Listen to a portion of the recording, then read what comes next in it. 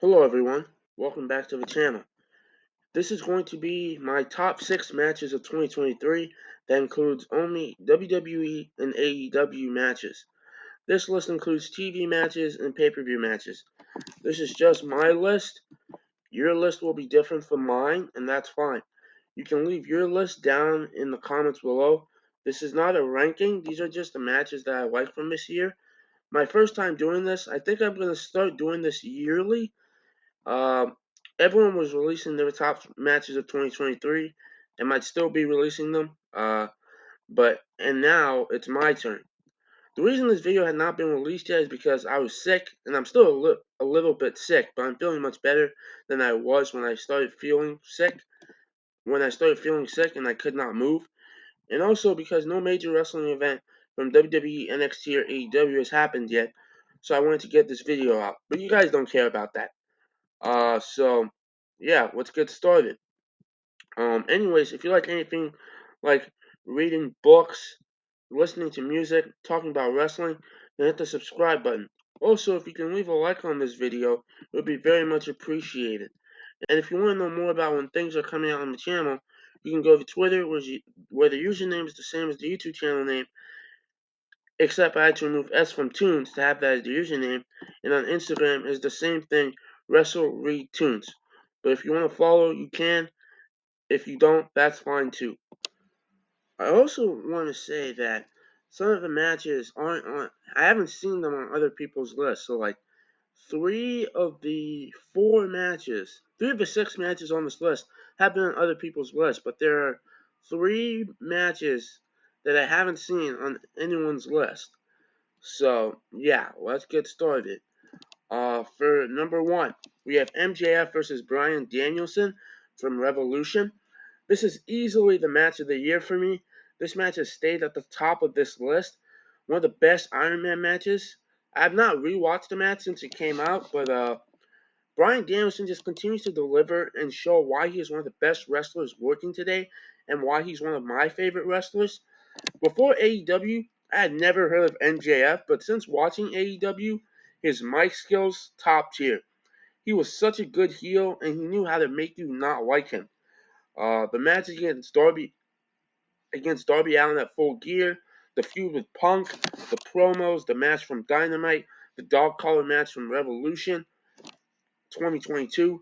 Such good stuff. So back-to-back years, MJF had 2 top-tier matches at the Revolution pay-per-view.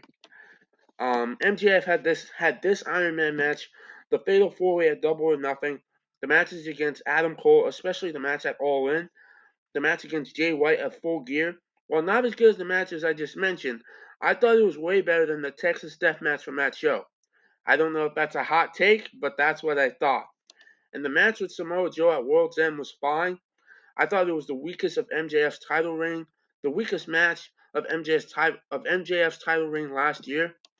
The match in that show was fine, but this Iron Man match was excellent in my opinion. Alright, so at number 2, we have Kenny Omega versus El Hijo del Vikingo, or just Vikingo, from AEW Dynamite from March 22nd, 2023.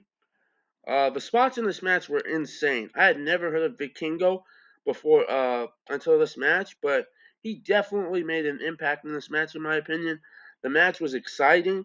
This match came out of nowhere, and I watched wrestling highlights channels, and when I saw one of them upload this match and seeing the spots, and then watching the actual match was just so good. But yeah, this match was top tier. At number 3, we have the Usos versus Sami Zayn and Kevin Owens from WrestleMania 39. I have not rewatched this match, but from what I remember, these two teams put on a good match with each other. There were some good near falls in the match, and while I was not as high on it as everyone else was, I still thought it was a good match. I don't have much else to say about this match. At number 4, we have Edge versus Rey Mysterio versus AJ Styles from SmackDown. This is from the World Heavyweight Championship tournament. The reason this match is on this list is because of the spots. It was an entertaining match, especially because of how old all these men are, and I mean no disrespect to the 3 men in this match. It was just crazy how these men were performing at their age. They did a good job. All right, so at number 5, we have Drew McIntyre versus Sami Zayn from the December 4th, 2023 edition of Raw. This heel turn Drew McIntyre has been doing, complaining about how he's been screwed over and how on commentary and how everyone is saying he has reasons to complain, and I agree. This reminds me of how Bret Hart was in 1997, complaining that he was screwed over, and he was right, but he was acting like a crybaby, and Drew today is doing something like that. I don't know if this is a good comparison, and if you guys are saying nothing, and if you guys say they're nothing alike, but I wanted to try and make a connection. So now onto the match itself. I was actually shocked at how good this match was. Both guys have put on good matches before, but in my opinion, some matches that Drew has had and people have liked, and I just haven't seen it and understood why.